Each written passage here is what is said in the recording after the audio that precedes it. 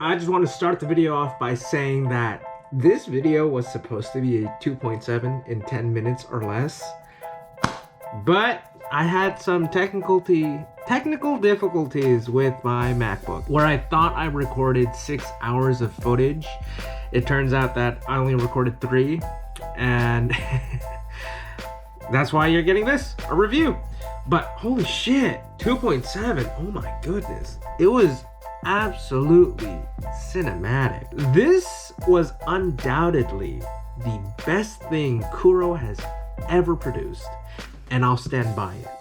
The voice acting was really good, the storyline, the storytelling, the character development, as well as the music. And for character development, was really good, especially for Rover. The story was divided into 2 different quests, and I liked how they went by this method.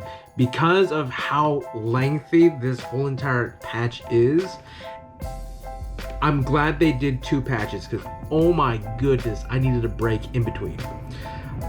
The formula that they've been employing, where they advertise for the banner characters and actually flesh out their story and incentivize people to pull for them.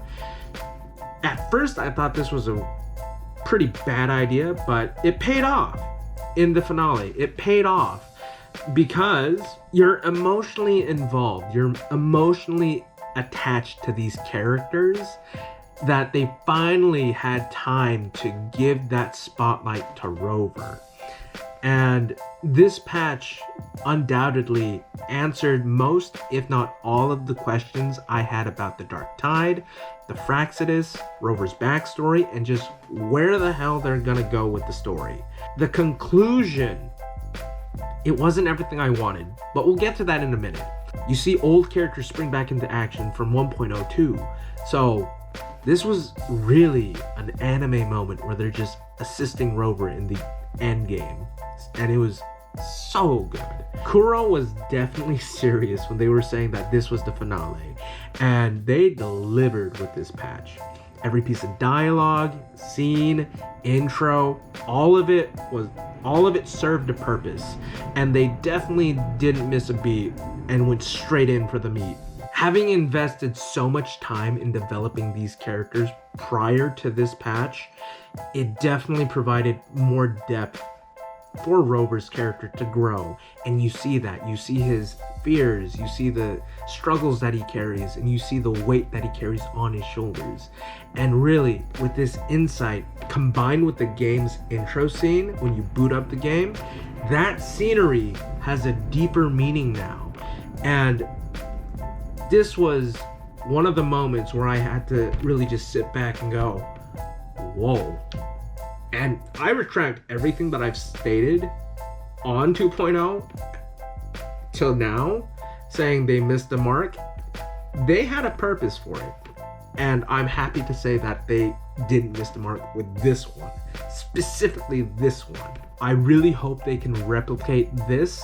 Not exactly like this, but replicate this emotion. Replicate this type of emotion in the finale into the future patches.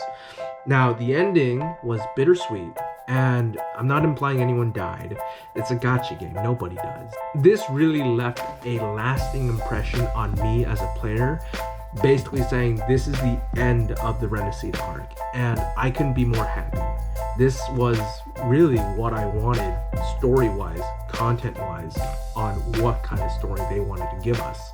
And it's sad to think that I won't be able to see Phoebe or even Carthea or any of the other characters in Renecita until they release a new story.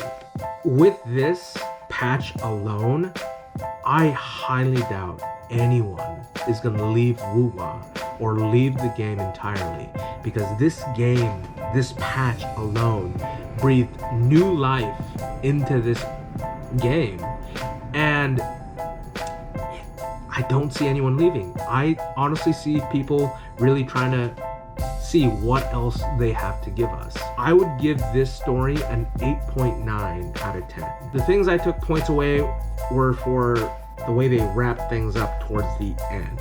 The beginning, there are some things I'll get to, but It was mostly the ending. Things such as the quick time events. That, too quick, Kuro, too quick. Give us some time to think about it. Another thing is the consequences. If you're gonna give us a baddie, someone who is a threat to us, make it so that they are a threat to us. I felt that the Fraxidus, although they are a threat, they didn't feel like a threat, especially when you put them into the finale where the emotions are really high and then they come out and say, we were on the same time this whole time. It made no sense to me. After that, I had a lot of questions and the emotions dipped. But other than that, if you gave more emphasis to why they are bad, other than stating that they are the bad guys, maybe some details would be great. And Cristoforo is a good example of that. He is such a dickhead. Every time I saw that man on screen, I just kept screaming, I'm a mollywop you when I ever have the chance. It is on sight the minute I see you in 3.0. And that man, manipulator of the century. Oh my god. Shit, that man, But that's one of the things that kind of threw me for the loop, going, if they are the bad guy, make them a threat. To me, they weren't such a threat, more of a nuisance. And I got more annoyed and agitated than angry about the characters. Another one would be a little bit into the second portion of the mission, but when you're in Galbrena's storyline. I don't like it when Kuro does the stuff where you follow the echoes around of the younger version of the character. For instance, in this one, we follow around a younger echo version of Galbrena, and we see her growth. I honestly felt like that dragged the story a lot. The only saving grace for that portion was Chimera. Chimera's voice actor is phenomenal. I don't know his name, but holy shit, I really thought he was Willem Dafoe for a moment. You definitely outdid yourself with this one. You definitely answered a lot of things and really outshone yourself on this one. And it shows. The production on this, I'm pretty sure you spent a shitload of money on this. Thank you for giving us more detail on Rover's story. And also, Abby. That was the one question that I had for the longest time. Because in 1.0, you see Abby and everyone's going, who is this guy? And then now we're at 2.7 and we finally get a little bit more of an answer. And we finally get to see older characters, such as that girl that sent us down from heaven above.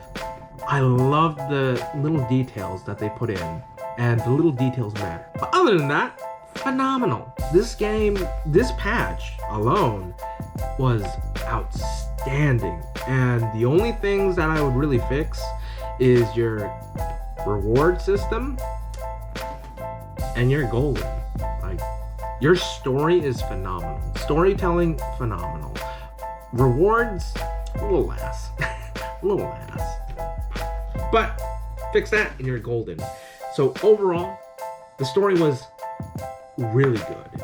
It was something that I would want to play again just to feel that emotional high from that finale.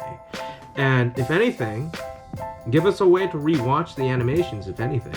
But let me know what your thoughts are on this, and let me know if you enjoyed it.